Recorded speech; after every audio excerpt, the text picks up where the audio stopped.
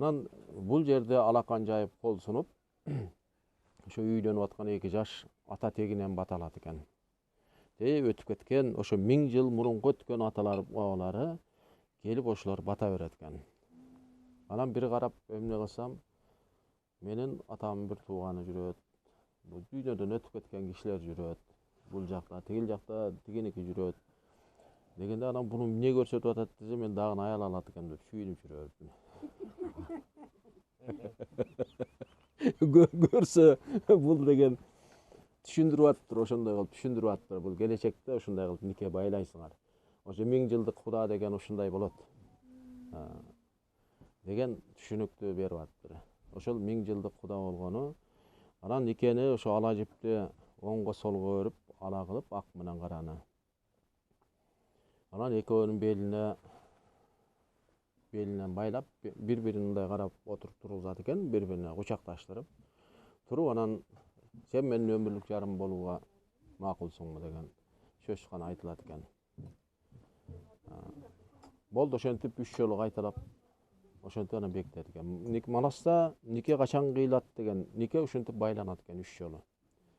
Ошентип жип менен эле ала жипте, ошон үчүн ала жип аттабай, ортосуна бирөө кире турган болсо ала жипке муунат экен. Ортосундагы ала жип кыйылбаса, ортодо муунуп калат экен. Ач көздү кылып же болбосо жанагындай кылган. Анан бул бир жагы, экинчи жагы нике качан кыйылат деген, нике кыйылган жери бар экен. Нике жаш жубайлардын ошо бирөөсү бул дүйнөдөн өтүп кете турган болсо, анда никени кыйыш керек экен. Баягы Алмамбет ата чоң казатта ок учуп, анан Арукеге Мажике нике кыйып кой деген жери бар. Көрсө ал жаш өмүр сүрүп, турмуш куруп, эмне кылган. Ал көрсө, ал өткөн чакта эмес, бүгүнкү ким адилет калыс, азаттыкта жашаган кишинин өмүрү кандай болуш керек дегенде, бул ажал жаш, кары, эрте, кеч деп отурбайт. Эгер келген болсо, ал кете берет, аркы дүйнө акырет сапарына кетет. Анан ошол учурда никени кыйып, ошол учурда кыйылат экен нике. Ошо нике кыйылгандан кийин артында калган ошо 2 жаш жубайдын алдыбыштуу башка менен баш кошуп турмуш куруп жашоого жол ачык болот экен. Ошо нике байлаган жана нике кыйганым ошол. Бүгүн бизде көп аксакалдарыбыз эмне үчүн бата жок дегени, тойдо бүт тос сүйлөп калганбыз. Бата деген батаны көп айтпай калды. Анан дуа деген бар Манаста, дуа дуана кылат деп, же болбосо дуа бүгүнкү өзү билбеген сөздү карсыңан кутуласың же башка деп кыргыздын жигиттерин окутуп койду. Буларды Манаста тотугуш деп коет. Тотугуш болуп калды дейт да. Тотугуштай же ушунчалык кооздук менен тотугуштай жана кулпунуп калды дейт да, бирок смыслын түшүнбөйт. Ошо Текес деген каарман бар Манаста. Биз бүт тегибизди кимге ээлетип койдук дегенде, аркы дүйнө акырет сапарга узатып атканда биз молдолорго берип койдук. Биздин кошогубузду жок кылганга мүмкүн болуш аракет кылып атат, карашты жок кылганга аракет кылып атат. Караштын маани маңызы эмнеде? Кошоктун маани маңызы эмнеде? Ушу эл билиш керек. Анткени молдолордун ичинен да кара жоюп бүгүн өзүлөрү чыгарып атат, өзүлөрү өзүн жоюп жок кылат. Манастын керемети ошондо. Бирок биз кадам ташташыбыз керек, элге ушуну жеткизишибиз керек, айтышыбыз керек, угузушубуз керек. Ала тандоо өзүнөн болот элдин. Кааласа тандайт, бул Кыргыздын Нукура жолун, Манастын жолун. Кааласа башка бирөөнү ээрчип башы жок. Анан бүгүнкү Кыргызды дагы башы жок эл деп сүрөттөйт. Башы деген идеология же болбосо көрүнгөн келип жакшы сөз айтып койсо бул жака тигил жака ээрчип кетип, кичине тыйын таштап эле, ал кичине тыйынга кызыкпагыла, жыртык ийнесин албагыла дейт. Башка бүгүнкү келип аткан эмне. Себеби эмнеде? Дүйнө адамзат агылып келгенде ушул акыбалыбыз менен тозалабызбы биз дегенде, биздин бүгүнкү маданиятыбыз, каада салтыбыз аларга жол бербейт. Ошон үчүн адам аруланып агарыш керек. Жерди сатыш керек эмес, жерди баркташ керек, сыйлаш керек. Биз өзүбүздүн жерибизге зыярат кылганыбызда дүйнө адамзат ошол жерге зыярат кылып, Баатыр аке аябай жакшы ак киндик, кара киндик алай деген сөздөрдү аябай жакшы түшүндүрүп берди. Манаста ушул Баа бединин бели дейт, адам ата обоне оюн салган жери дейт деп сүрөттөлөт. Оюн сал десе тансып айтып, гүл айтат экен эмес. Ой. Эң борборунда ой турат. Ошол ой эмне болот? Ар бир эскерге арулантып агарганда жогору жактан ой келет. Эгер бул көр дүйнөгө байланып турганга жолоочу ой келет. Ал бүгүн бар, эртең жок, ушундай экен, дүйнөң бок деген темадан ой келет кишиге. Бузук ойлор башкалар. Ошол нерсенин бардыгы жогорку нукура түпкүлүгүнөн келе турган болсо, ошон үчүн кыргыз басканда, жүргөндө, иш кылганда, токтогондо, ойлонгондо, кой кайтарса да, башка кылса дагы эмне деп айткан, кош деп эле сүйлөй берген. Киши келсе деле кош, кой айдаса деле кош, иш кылып алып токтосо деле кош. Кош деген сөздүн мааниси аябагандай чоң экен. Бул аалам менен кишинин оюн кошуп турган механизм, автоматически эле свет включать эткендей включать этип болот экен. Кошулуп калат экен, ошентип эле. Ошол эле баш кошту деген сөздүн мааниси ошондон экен. Ошол кош Кудайдын түпкүлүгүндөгү агына кошулуп келсе, анда карабай болобу? Же жамандык кылабы? Ошон үчүн кыргыздын эшигинде кулпу жок, тиги корозунда мындай забору жок, ачык эле жашашкан да. Анткени келген кишини кош келиңиз деп эле койгон. Тамагын берип, туз татырып койгон бол. Туздун керемети ошол. Тузун таткан, бир эле күн туз таткан жерге 40 күн салам бербет дейт го. Же болбосо 1000 күн салам бер дейт. Бир эле күн, бир эле тузун таткан жерге ошол карс болуп калат. Ошол кыргыз жерине келип, кыргыздын нукура тутун таткан киши, ал ошо туздун керемети адамдын аң сезими менен телонун иштешин жакшыртат.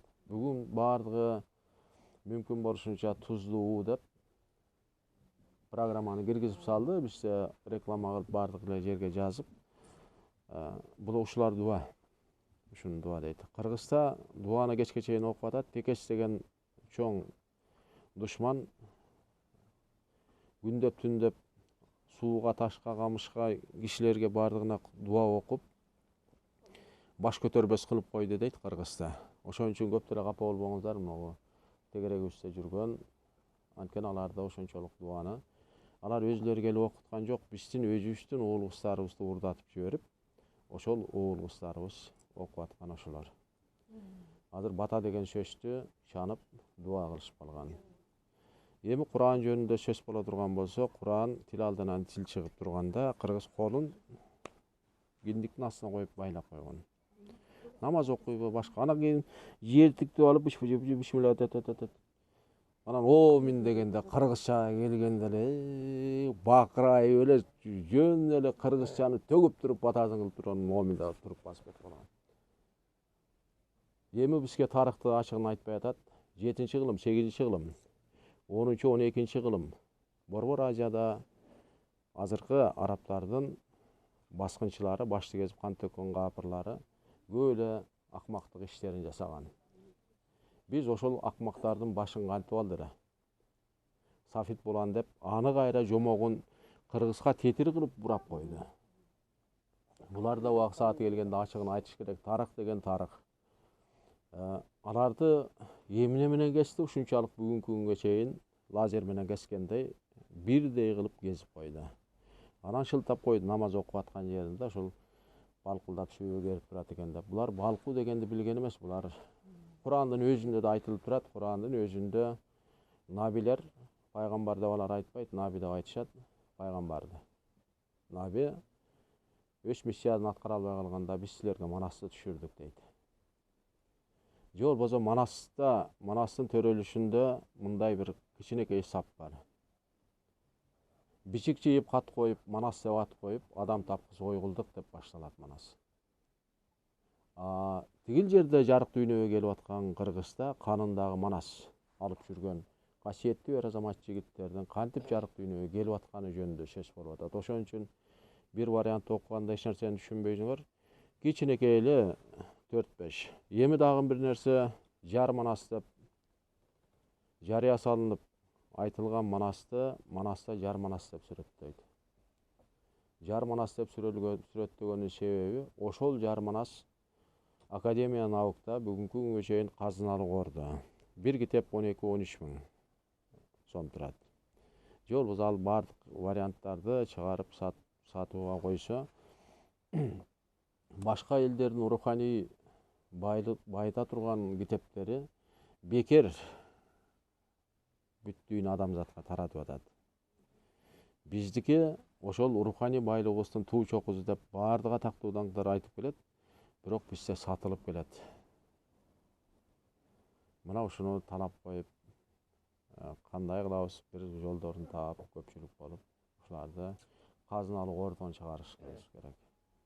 Бул жагы аябай жакшы болот эле, элдин калың катмарына жетмек ошондо. Анткени көп жерде китепти окуганга кызыгат, бирок китеп жок. Алайын десе, жана бир эле вариант 15 миң же 13 миң турат, алда академический басылыш деп эмне кылып, анын окура эмнелигин жоготуп койду. Анан Манаста ушу бүгүнкү күндөгү бардык суроолордун бардыгына жооп бар. Анан бүгүн асты бойдок жүргөндөрдүн асты 70ке чыгып, арты 30 жашка келгенде дагы үйлөнбөйм деп жүргөндөр көп. Бул биздин прогресс же регресс деген кыйроо жолуна баратабызбы деген, же өнүгүүсү жолуна баратабызбы деген чоң эмне бар. Ошону канткенде биз буларды токтотобуз. Же болбосо ушу канткенде булардын тагдырын байлаш керек дегенде тигил жакта муну жашап кыйып отуруп башаламан кылып таштаган көп нерсе бар. Бүгүн жер бетинде жашап туруп эркек кыргыздын эркек жигиттери аңгы болуп кеткени көп. Аңгы дегени бүгүн бул жакта тиги эртең тиякта дегендей. Нике анткени нике жокто ушундай болот экен. Ошол аңгылыкты балта менен бастырып, чот менен чаптырып токтотуп атат Манаста. Бирок ал ырымы кандай болуп жер бетинде жасалат, азырынча табыла элек. Батыр эке билсеңиз, ушуну да жасаш керек. Аңгылыкты кантип токтотобуз дегенде, жана башаламан болуп кыргыздын жигиттери бир аял, эки аял, үч аял, анан тияктан бияктан деп эле эч кандай эмне жок. Буну Манас аңгы деп түшүндөйт, баягы айбан сыяктуу болуп калды деп. Анан ошону токтоткондо балта менен бастырып, чот менен чаптырып токтотуп атат. Ошол процессте. Анан бул кандай ырым менен токтолот? Абласыга ой жакшылап ойлонуп көрсөңөр, ушуну кантип токтотобуз дегенде, Манас айтып атат, балта менен бастырып, чот менен чаптырып токтотот деп атат. Анан ошонун кандай ырымы? Ырымы эмнеде? Ушул жагы болот. Жана Бүбү Мариямдын жазган Айкөл Манасына көз карашыңыз кандай? Ачуучундук. Бирок ошондо сиз айтып атпайсызбы, Наби ошо Наби болду Манасты Сулайман тоосунда 6 жыл окутат да. Анан ошол жерден Жок, ал Манасты окуткан жок. Ал Манас бүгүнкү күндө Кыргыздын уул кызын ким окутуп атат? Ислам окутат, ислам дини. Мектебибизге караганда мечитибиз көп болуп турат, ошону айтып атат. 6 жашка чейин окутуп, анан китеби түгөнүп калды деп атат. Ал бүтүндөй бардык Курандын, хадистердин бардыгын чогултуп, төбөгө артып келгени ак бууранын астында күкүм жана бетиндеги көбөк эле болуп калды дейт. Ал Манас жогорку акыл эстен келип аткан илимдин астында ал дайра болсо, кыргыздыкы агып аткан түгөнбөгөн башаттан бери агып аткан дайра болсо, алардыкы ошонун бир көбүрүндө калган эки куржун гана китеп болуп калып атат. Ошону айтып атат. Ошонусу 6 жашка чейин берип, андан ары эмне берерин билбей калды дейт. Ошону айтып атат. Ошонусу 6 жашка чейин берип, андан ары эмне берерин билбей калды дейт. Ошол ошону айтып атат. Ошол ошонусу 6 жашка чейин берип, андан ары эмне берерин билбей калды дейт. ошону сүрөттөп атат, болгону башка эч эмне жок. Ошондо айдалысына бүгүн балданы ырымдадыңарбы? Ок өтпөгөн тоон эмне, окуш этпеген ат эмне, атты каяктан алат? Атын кантип алат?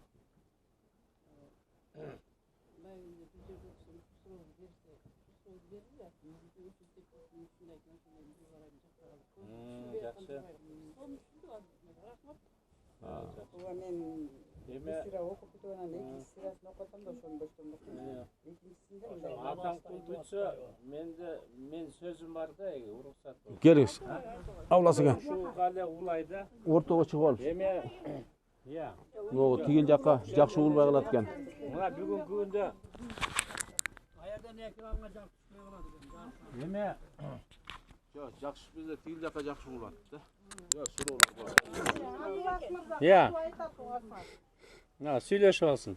Жо тиги сүйлөшүп алсын да. Айтыр. Эме бүгүнкү күндө мына көп эле баары аян алат, көбү касиеттүү. Анан кийин сүйлөсө баарыбыздан тилибизден чаң чыгат. Бирок ааламдан аян келип атат. Ай, көп эле сүйлөбөй иш жүзүнө өткүлө да дейт. Сөздүн көп эле сүйлөп атканда иш жүзүнө өтпөгөндө ал эмне болот? Эртең күн ал өлүккө айланат. Чынбы? Жок болот. Анан бүгүнкү күндө көпчүлүк элдин ичинде касиеттүүлөр дагы кетенчиктеп эле кадам таштабай эле чоочулап турат. Тиги молдо эмне дейт? Бул эмне дейт? Тиги эмне дейт деп эле өзүбүздүн салтыбызды, өзүбүздүн жасай турган ишибизди кылбай калдык. Кой болбойт эми жаманатты болбойлу, тиги айтпайлы, унчукпай эми буларга макул бололу деп тетиги чет жактан келген мындай башка элдин ошол эрежесине макул болуп эле моюн сунуп атабыз. Мына мен кыргыздын эле өзүбүздүн салтыбызга келели. Өткөн жылы кеч күздө мен энем өтүп кетти. 90га чыккан энем. Кайтыш болду. Анан кийин айылда үзүлүп кеткенден кийин кечке мал 9да үзүлдү. Анан айттым, эми дедим, молдоңду да укпайм, кожоңду да укпайм, кыйыныңды да укпайм, кыргыздын салты менен узатабыз дедим. Кошок кошулат, өкүрүп ыйлайбыз, мал союлат, кыргыздын салтын жасап, кыргызча бата тилек кылып, анан сөөгүн узатабыз деп мен айттым, мени гана угасыңар, башка эч кимди укпайсыңар деп. Эже угуңуз. Анан ошого макул болду. Ким буга макул болбосо, кыргыздын салтын чанса, тиги молдонун айткандай кылабыз десе, анда эшик ачык кете бергиле деди. Ким кыргыздын салты менен ошого макулбуз десе, калгыла. Ошондой болуп узатабыз. Десем макул болушту.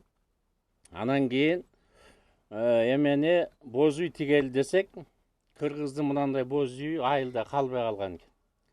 Бүт эле тешик же сынык. Анан эми ага болбойт да. Анан Кытайдын боз үйүн тигели деди. Мен айттым, Кытайдын боз үйү темир болсо, энебиз болсо боз үйдө чоңоюп өссө, анан кийин кыргыз дүйнөсүндө мындай болбойт да, Токтогулдан боз үй алып келип тигип, анан Кытай боз үйүн ашкана кылып коюшту. Ошо боз үйгө жаткызып, анан 2 түн өтүп, 3-чү күнү узат. Кошок кошулду.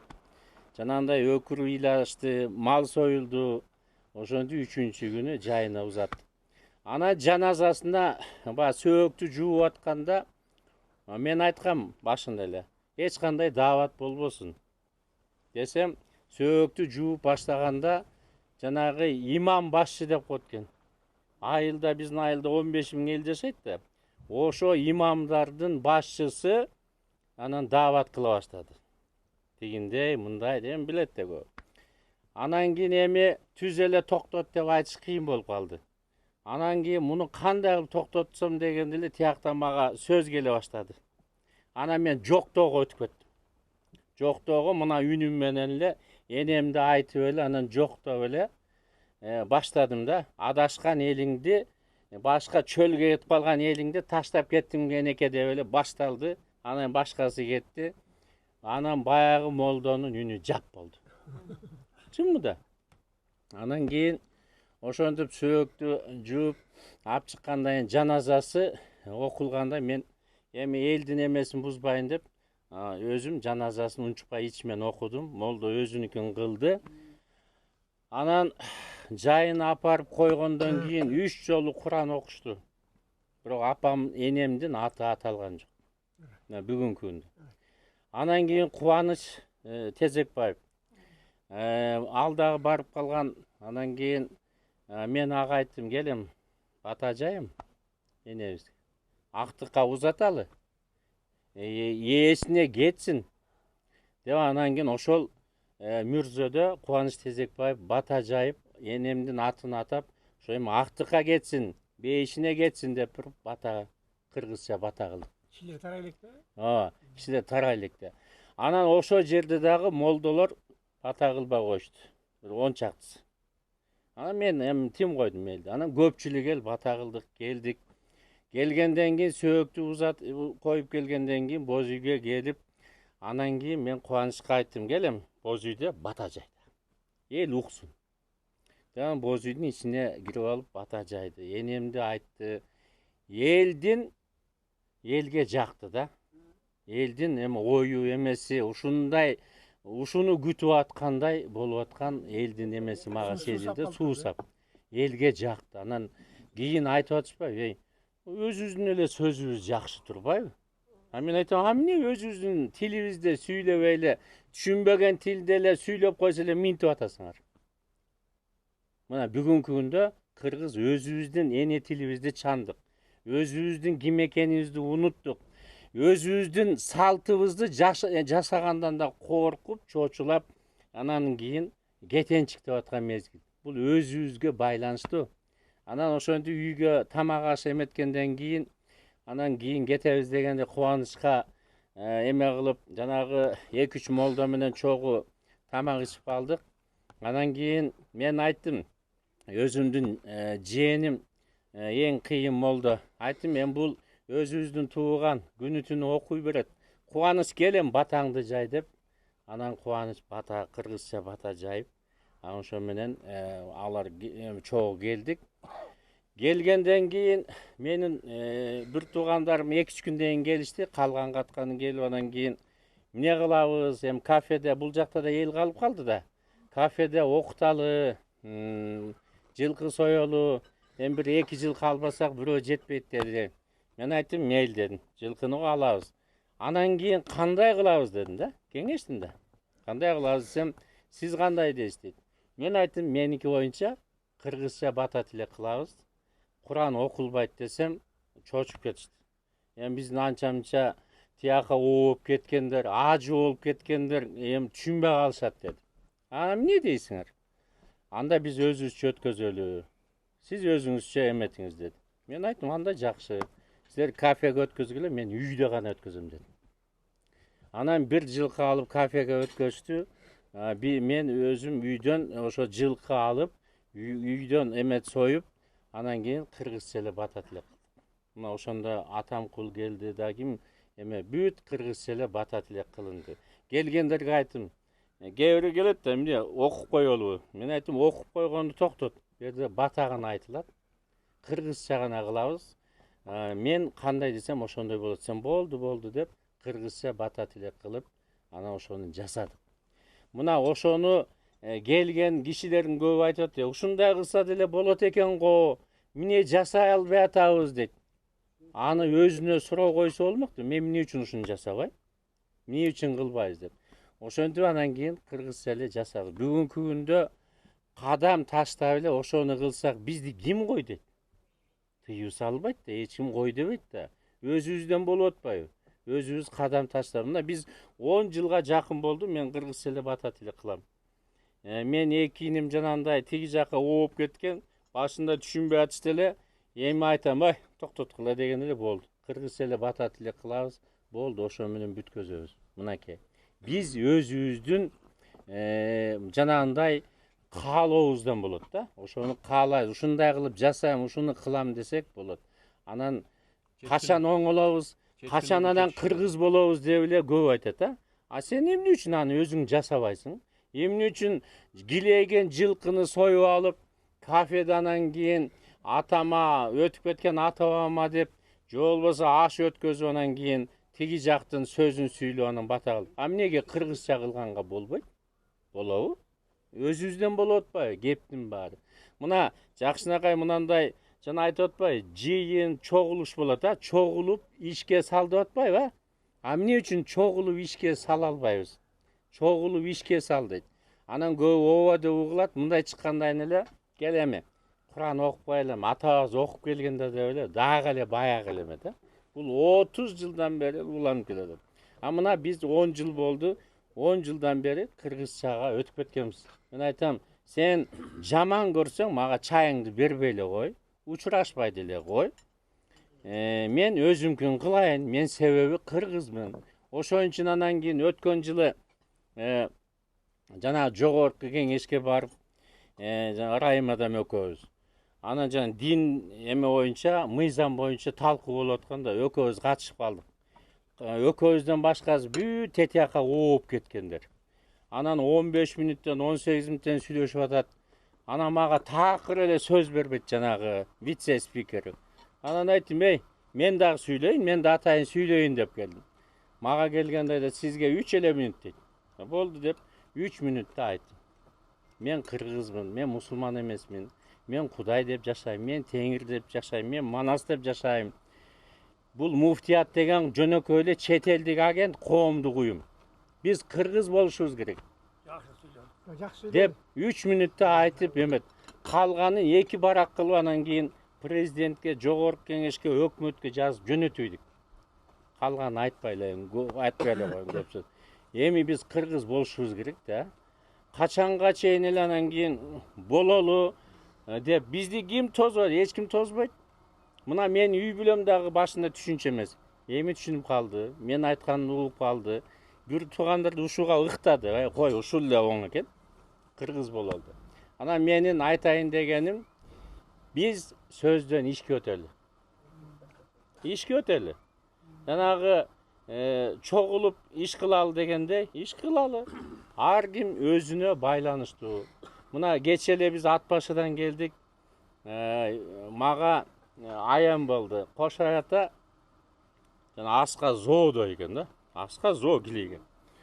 Анан Кош аята келатат. Зоо болуп эле. Ушундай чоң кишек. Анан ойгонсом түшүм экен. Анан жуунуп анан кийин бети колду чайканан Кошой коргондо, Чечтөөдө, ат башыда Алтынбек дегенге чалдым. Анан айттым, Алтынбек кандай акыбал? Кош аятанын жереги эмне болду десем, кече шамал болду да кыйшыйып сынып калды дейт. Анан мен айттым, биз эртең чыгабыз анда. Барып эми оңдоп. Кошой ата биз үчүн Ала тоону таштабай, жакып атабыз бүт тиги кыйналып 6 айга кетип калган күндө дагы Кошой атабыз тууну жыкпай, жерибизди эч кимге тебелетпей, Чечтөөдө ат башыда тиги эмеде Кошой коргонду бүт тетягы текес, кулжа бүт баарын ээ болуп, кам болуп элди сактап барган, элди багып. Анан ошондой кишинин туусу жыгылып калса болбойт да. Кой деп эле чыгып анан кийин 18-нде чыктык. Анан жетип эле Кошой атабыздын туусун оңдоп, түздөп, кайта бүт жылтылдатып, боёп, түзүп анан кийин оңдоп келдик. Алмамбет атаныкын жаңыладык, Кошой атаныкын жаңылап келдик. Мына биздин ошол жанагы Батырбек айтып атпайбы, туунун астында эмне болобуз? Чогулабыз, ынтымакка келебиз. Өзүбүздүн ким экенибизди билебиз. Туунун астында ошол биз Манаска келебиз. Өзөктөгү Манас экенин эстейбиз. Биз үчүн канын төгүп келген, биз үчүн өлүмдү дагы ойлобой бизди багып келген Кошой атабыздын жерегин ошентип оңдоп, түздөп келдик. Алмамбет атаныкын. Анан мен тиги кетип атканда аялым, ой, ат башы деген суук экен, үшүп каласың деп анчамча кышкы кийимди да салып үйгөн экен. Биз барсак 18-и жөн эле аяк жай болуп кетти. Жай болуп кетти. Иә, жай болуп кетти кадимгидей. Ооба. Анан кийин биз бүт жетиштик, ошо жасадык, оңдодук, түздөдүк. Анан Чечтөбөдөн Алмамбет атанын тиги туусун жанагы боёп, анан бүткөндөн кийин күн да батты, ишибиз да бүттү. Алчу эме малыбызды алып, союп келсек, бышып таяр болуп калган экен, жеп ичип алып, таң камал таң электе чыгып, Алмамбет атанын желегин илип, анан кийин Кошай атага келип, бүт ишти бүткөзүп, мына кече келдик. Мына бул деген ошол биз ошону улантып келатабыз да, атабадан келаткан эмени эстеп эметип, биз деген эми кийинки муунга өткөзүп, мынандай кыздарыбызга, балдарыбызга өткөзүп беришибиз керек. Биздин дагы ошо убакыт саат келгенде биз да кетебиз да. Ошондой кайсы убак эми Кудай билет, бирок кийинки муун ушуну алып кеткидей болсун. Бүгүнкү муун эмне болот? Папа, мама дейт. Кыргыздын сөзүн билбейт, кыргыздын салтын билбейт. Анан кийин кантип анан келечекте эмне кылабыз? Бүдөмүк болуп атпайбы? Ошон үчүн өзүбүз ойгонуп, аларга өзүбүз үлгү болуп, ал андай эмес, мынандай. Анан өзүбүз салтты билбесек, өзүбүз сөздү бузуп атсак, никени кыяттап атсак, анан балабыз да айтат да, нике кыят экен дейт да. Нике деген негизи биз никени көп колдонбой, биз деген 2 жаштын башын байлоо дейбиз. 2 жаштын көңүл кушун байлоо. Ошондой. Анан ошентип биз кандай айтсак, биздин муун, биздин бала чака ошондой кабыл алат, алып кетет. Анан мен айтайын дегем, ушу өзүбүз кетенчиктебей эле, иш жүзүндө далилдейли. Мен муну мактанайын деп айткан жокмун. Бирок иш жүзүндө ошондой болуп атат, ушундай кылалы деп айтып атам да, сөөктү дагы кыргызча узаталы. Мына бул эмеге ааламдык актыкка кетпей калды. Биз мына 3 жылдан бери улам кой союп эметип ааламдык актыкка кетсин деп жалаң эле кыргыздык эмес, башка элден келип жанагы ааламдык актыкка кетип атышат да. Биз эме 23-жылы беле жанагы эмеде Кайыпбулакта. 25-жылы жазын эме жазга чукул кой союган аян болуп калды да, тиги эмени көп жан кетпей калды, ачарбакка айланып кетип атат дегенде анан кой союп Кайыпбулактан. Анан бата тилек кылып, анан ааламдык актыкка жөнөткөнбүз да. Андан кийин 2-3 күн өтпөй эле Шабдан атанын койгон жайына барып, анан ал жактан дагы кой союп, анан кийин бата жайып эметсек, бир кызым айтат, бүт тиги жагы ачылып, башка улуттан келип эле кетип атышат дейт. Негри деле келип кетип атат, кызылы деле келип кетип атат дейт. Кетпей калган дүйнөсүндө жандар ошо Шабдан атанын жайын жактан анан кийин ааламга кетишти, азаттык. Карабайсызбы, эмне деген эме. Анан биз ошондой касиетке, ошондой күчкө ээ болсок, жаратман күчкө ээ болсок, анан бүгүнкү күндө ким болдук? Бүгүнкү күндө тетиги шейх келди десе барып колунөөп, бутунөөп, ыйык тутуп атат, а өзүбүз ыйык болуп туруп, өзүбүз ошондой чоң касиетке ээ болуп туруп, анан бизге эмне болду? Кыргыз айтат го, сени кайсы каратеке сүздү? Ким сүздү бизди? Бизди өзүбүз сүзүп атабыз. Өзүбүз майкандатып тебелетип атабыз. Чынбы? Ооба, айкөл бололу. Мен эч кимди жамандабайм. Бирок айкөлдүктүн да чеги болот да. Биз айкөлдөп нерге жатып алсак, элдин баары тебелеп кетпейби? Анан биз адамзат үчүн деп атпайлы, адамзат үчүн келгиле. Адамзатты ошо илимге алып келели. Адамзатты ынтымакка алып келели деп ошол ниетте иш кылып атабыз. Анан мына жанагы Семетей атабыздын желегин баягы Баткенде согуш токтобой коюп, Атомгүлгө аян келип, тиги Семетей атанын желегин көтөрүп менен тиги жак токтобойт экен деп анан баягы аян алганда анан Лейлеке эме түшүп калды да. Лейлеке Семетей атанын желегин көтөрүп келди. Анан Семетей атанын желегин көтөрүп келдик. Анан мындан 2 жыл мурун баягы шамал болуп сынып калган экен. Анан мен 5 кызымды алып алып жөнөдүм. Анан оңдоп, түздөп, анан эми 5 кыз менен тоого кантип чыгам? Анан мен тиги ошол лейлектик жигитке айттым, муну жигиттер барбы? Алып келчи муну эмеге өйдө чыкканга кол кабыш кылып койсун десем, бир 3 жигит келди. Анан айттым, ушундай эми мынаны өйдө алып чыгалы мына тоого. Десем, бирөөсү айтат, мейли байке 5000 сом төлөйбүзбү дейт. Аны түшүнбөй калдым, эмне деп атасың десем, 5000 сом бересизби дейт. Ымый дедим, биз эл жер деп тетиги 1000 километрден келип атсак, ушу жерде тынччылык болсун, согуш болбосун, ушу жерде эл тетияка качпасын, кыйналбасын, өлбөсүн деп келип атсак, силер эмнени сүйлөп атасыңар? Десек эле анан унчукпай эле жылып эле кетип калышты. Анан кийин Жылдыз айтып атпайбы? Байке, биз эле эметеличи деп жаман болуп кетчү да. Биз эле кармашалы деди. Мейли дедим, анда мен астыга эметейин. Анан 5 кыз менен тоого жанагы эмени темирди алып чыктык. Мынакей, ошентип эметип келдик. Анан келгенде анан бири бутум дейт, бири белим дейт. Анан чай-пай ичип алып жатып алдык. Анан эми эметтим, Манас ата, өзүңөр колдогула, эртең менен кандай болот десем, анан 5ке жетпей ойготтум да. Ойготсам, баягы белим, бутум деген жок, бүт эле аткан октоп эле. Мына таң аткыча эмдеп, түздөп, жакшынака кылып жолго салып койду. Жана Баатыр аке айтып атты го, менде тиги 30 эле пайыз өпкө иштеп аткан деп, Анан кийин бул жагында эмне жатат, Бул жагында Манас жаткан тирик, өлүк эмес да. Ошон үчүн мынандай биз менен чай ичет.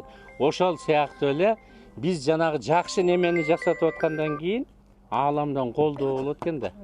Ааламдан колдоо. Анан кийин таң камал чыгып атса, анан бышылдап атышпайбы? Мен айтып атам, кече бышылдабай эле чыктыңар эле го деп. Мына ошондой. Ошон үчүн ынтымакта бололу, мына бул кыргыз дүйнөсүн дагы күчөтөлү, элге жакшы сөзүбүз менен, өзүбүздүн басканыбыз менен, өзүнүн айтканыбыз менен үлгү бололу. Биз бир нерсени ойлоп эле, мындай экен, тигиндей экен деп эле, биздин ата тек кандай болсо ошондой эле жашайлы.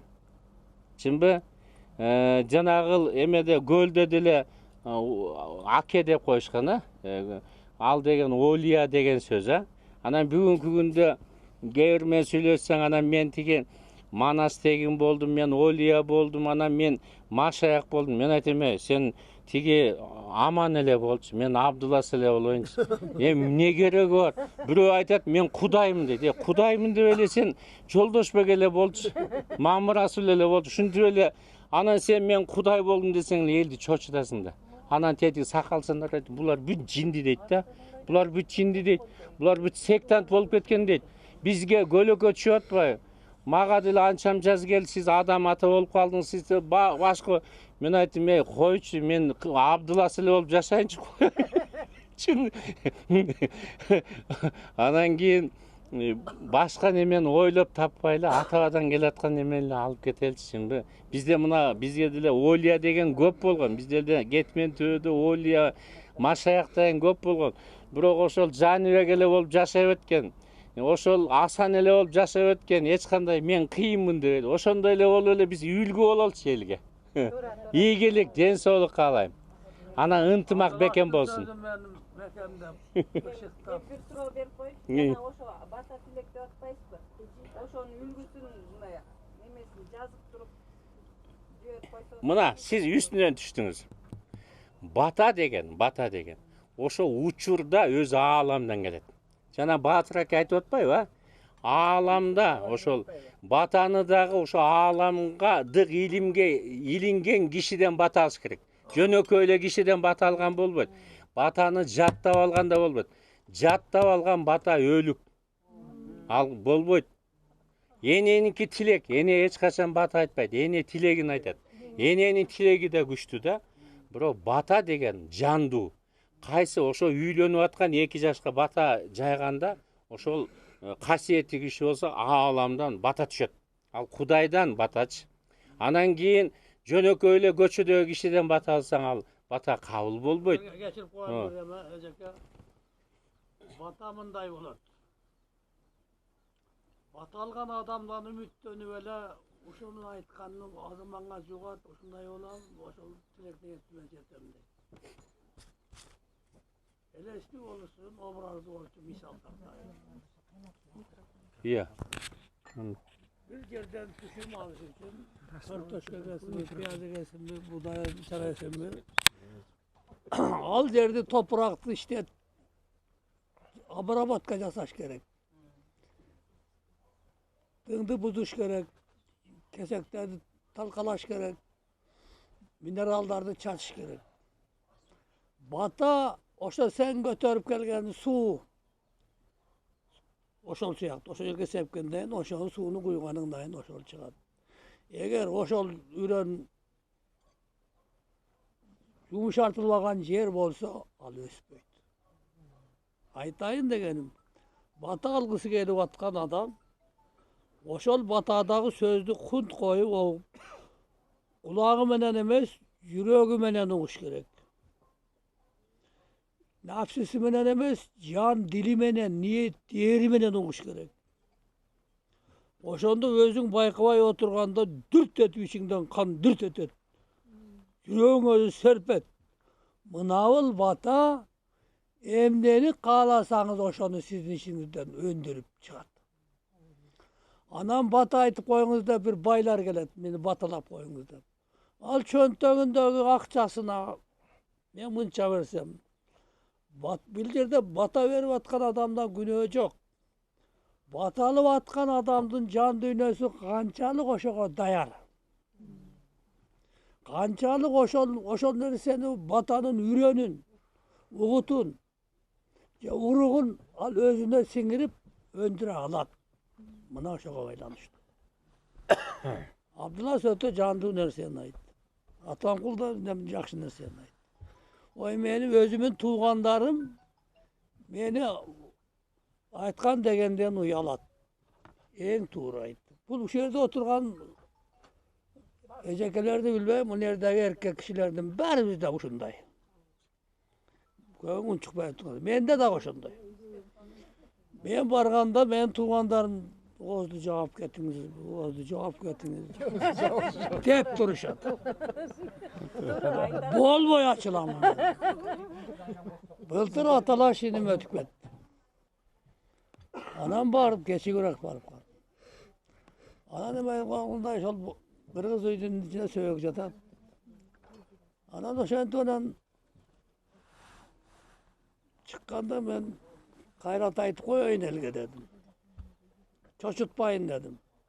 Anam moldaga ayttım sen cenazanı okuy. Desem men bir dava ayıldan bir özümden kekinim var. Oşalı dava aytılan. Anam oşağa çıkıp ayttır. Bir de özünüz basıp koybasanız bolboy. Al molda da özümün iniler. 30 yıl murda men özüm molda olgaman. Çıkacak iyi çıktı kayrak. Anan oşanday deyt. Akın anan tavutçu ulup atat. Molda aytısın aytıp atat. Ana aytmam onu bertat. Seni men molda olgamın dedim. Bul tavut bolup jatkan jigit menen öközün atabız bir tugan dedim. Sen 4 atadan koşulasın dedim. Men dedim söğüktün eğisimin dedim, alcanınız bana. Men aytamın dedim. Eğer dedim, anda canaza okuvaymın dedi. Ökösüyle şu anda. Aylan ayın ayavay jakşı olur. Attap, tondop, gerek bolsa aldığını hat tartıp jönötömün dedim. Ketip kal dedim. Sonun bolup atpay bu. Ayavay jakşı olur. Nes bolup durup kaldı. 2 minut söz berem dedi. Men eldin yüreğine yetip düşüngüçe söyleymin dedim. Kalgan seniki dedim. Senin canazan menen bu geçöre canaza olup ketken dedim. Sen kayırdan karmap gelip o can salasın hazır dedim. Anan onda 4 günüm men sana ayttım dedim. Bolbosa getever de ayttım dedim. Anan çıkkandan keyin El köp. Batır aka şundan söylep koyayın dedi. Kıskarak söylesin ana dedi. Ama çıkkanda ben bardığı iyi kitaplardan neyesi var dedim. Bardığı iyi kitaplar sözden turar, söz Kuday'da aytılar. Men oşo sözdün Kuday'a geleceğinde sizlerge şu janazada aytayın dep aytdım. Ben 92-93 yıldan beri moldalar adamın canın aza kıla almayıp Kırgız'ın sözü, can aza Kırgız'ın sözü de aytıp kılıtam. Azı bu sözge Bat imamlar aftar olup aldı dedim. Anan Kırgız bolup törelet, Orus bolup yaşayt, Arap bolup ölet degende dağı men aytkamın dedim. Manas'ta mınanday söz var, bu Manas atanın sözü dedim. Yerdeki adam zattı nukkasalar, yüreği el dep sokkan paygambarlar. Yoktan vardı, bardan yoktu jaratkan ulu sözdep, yazmada kaltırışkan ar bir özü. Mına şol sözlüğüne bolgonuna, mayışpas yolu olsun zamanına. 18 bin alamdan 124 bin paygambar olsa, oşol paygambarlardan bar joğu beyişke getken barıp görgön hiç kim yok. Bolgonu sözlüğüne bolgonu nuaken. Al söz asman menen yerden asmanga tirep turgan söz bul. Ulu jomak deyt bul Manas bolu eseptir. Dağı Manas daytılattan. Yaratkan ulu güçtün mehriminen, candudan adam zatka gelüçüten. Hiç kim yok cervetinde adam gana ezelki jaralığını saktayt, canda da aytıp atattım. Kitapta emas dedim. Kur'an'da kitaptan jattap aytılıp atat. Hristiyan dağı Bibliyadan jattap aytat dedim. Bu yerde can, oşol candağı saktalgan, oşol söz oşo yaktan çıkıp, oşol söz canga azap olatken, oşonu aytıp atam.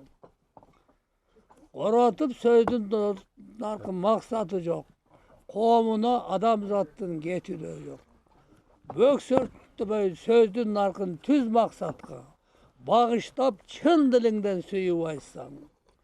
Tilek batavı tilek bir zar kakşagan. Dal tiyet butasına meylep atkan. Ulu söz eğilik kılgan kerem ettin. Uçkunu bar bolgonu bul bilgenin.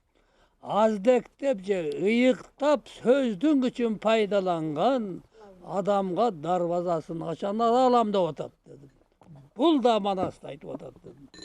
Emi dedim, menin aytarın degenim. Manal jerge dedim ben gelgende aytkan. Bundan bir yıl burada da şunday okalar oldu. Men özümdün karındaşlarıma, ecelerime, bir tuğanlarıma aytam, koşok koşkula dep. Koşok degen moldakeler aytkan al adamzatla adaştırgan sözümüz. Koşok degen bul Kur'andın atası, enesi olut. Kur'andı yazganlar oşonu koşoktan algan. Al iki sözden turat. Oşol markın bolgon adamdı akka koş degen söz. Oşonu koş deyt, ak deyt, koşak deyt. Koşaktı bugün Türkmenler paydalanıp atat. Özbekler, Karakalpaklar paydalanat. Anın başı olgan, anın eğisi olgan. Biz kaldık dedik. Bu yağı bunday. Emi negizgi nersini aytayım. Janaza menen nikah baylagandaydı otadı. Nikah geçe İslam dini çıkkandan beri gel atkanlar. Adam ata oğunaga jaratkan Allah Taala Kuday Tengregem nikah kıygan emes. Ökönü üy bile kılgan. Üy bile kılgan. Uul bala Kudaydan üyü. Kız bala Kudaydan üyü. Uul taraf kız taraptı bilet. Kız taraf uul taraptı bilet. Oşonda uul kızga ev olur. Kız uulga ev olur. Oşonu üy degen, bil degen, ev olgan üy bile bolgula degen. Oşonda egim, ökö üy boldu. Kim üçün? Üçün, Kuday üçün boldu. Allah'tın neysi, Tengir'din neysi, Kuday'dın neysi, Raspot boktu neysi. Antkeni anın ismi, Kur'an'dın İhlas Suresi'nde 112'sinde öte tuğra turat. An törötböyt, özü cangız. Antkeni al cangız. bir gana ündön bir ele de gana durat. Asman yerden eğesi var, ağlam adamzattın eğesi var. Eşektin eğesi var, yılan baka, çalçıktın eğesi var. Asmanda Allah var, asmanda Kuday var, yerde Kuday var, adamda Kuday var. Eşekte Kuday yok, yılanda çalçıkta Kuday yok, çektelip kalat. Düşünüyor mu? Yetti mi? Aytayın degenim. Nikah degendi alış gerek. Üy bile. Antkenim meçit Kudaydan üyemez, namaz okuvayt. Beş toz okuvarmayt. Serkop Kudaydan üyemez. Manastır Krishna Buddha sen Kudaydan üyemez. Alar jönele ustalar kurup koygan imaratlar.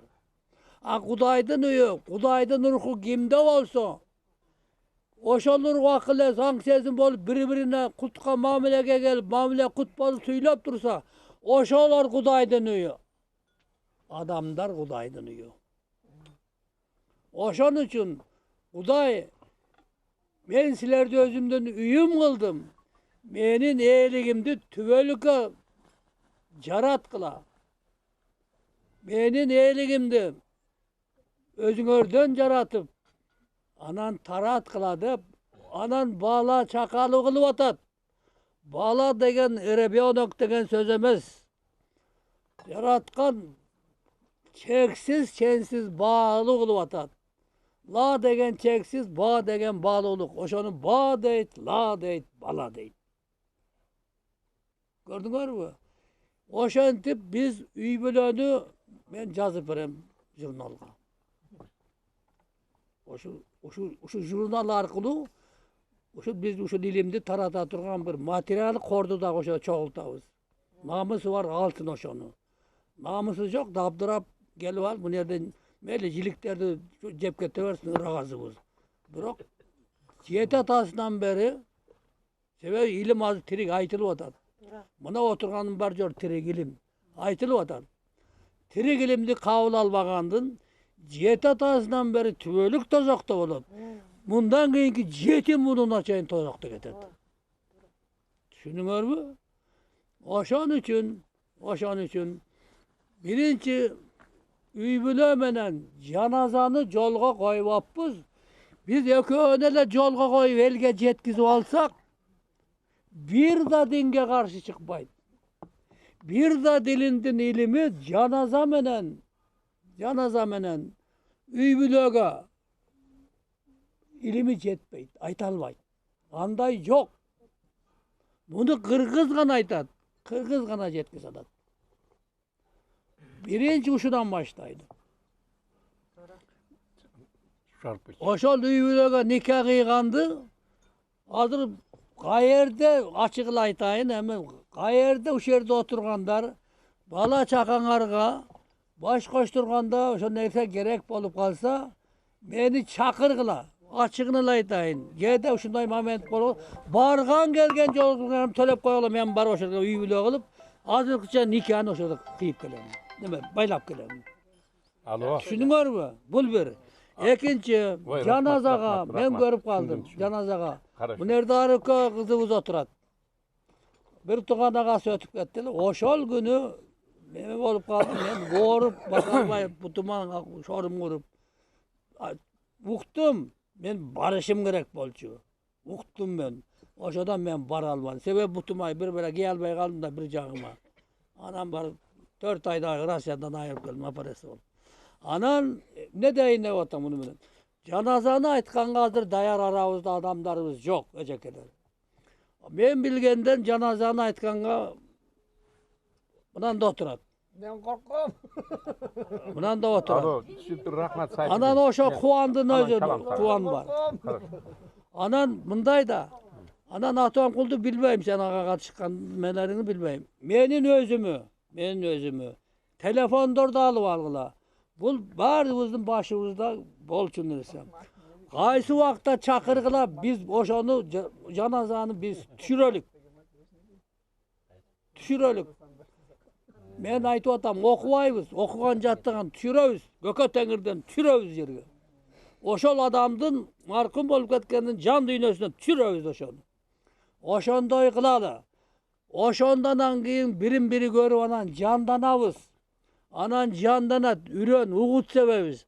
Bolbosa uşuntu ertişip, eçendegen koydun canın surup alıp, eçendegen bozcılıklara bozdu da tuğbay kaldı hazır. Korkup kaldı. Oşonu kıyrata veremiz. Uşuğa makul olurlar. Anan keyin aranızlardan Nurrecek'e siz yaraysız. Koşoktu.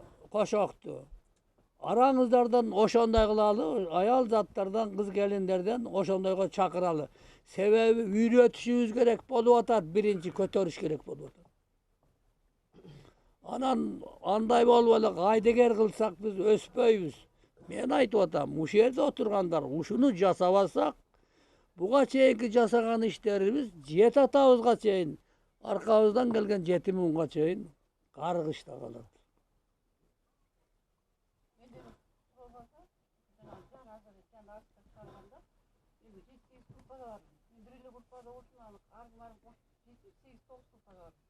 Oşonu bir-birine salып koysa, Instagram'a salып aytыңарбы, Twitter'ге bir-birine salып бересиңер. Oşonu жалпы немеге, жалпы интернетке, жалпы эми ошо телефон аркылуу карашса болот да. Bir-birine biri salып берип жактан карасаңыз жок. Emi жақсы ura verdiniz. Ben çala iki sözdü okumadım, bir sözdü oşonday bolup kalganda, Kuday aytalı oşentip koyganmı bilmiyorum. Oşon üçün, uşunu candandırış üçün, jana uşul 41 gündük emede aytılıp atat. Oşuğa bir aparat alalım. Uşunda öte tez götürülüyoruz. Mümkünçülüğüzge en koşmaganımız 1000 somdan koşalık. Oşa mına elcira kızga uşunu alıp verelim. Oşul kız kayerdek bolsa oşul men bilgenimde aytayın. Atom kulameler bular şarşalar bular da bir yerden çıkalı. Anan men özümdü maktap saktabayım, başka kılbayım. Bирок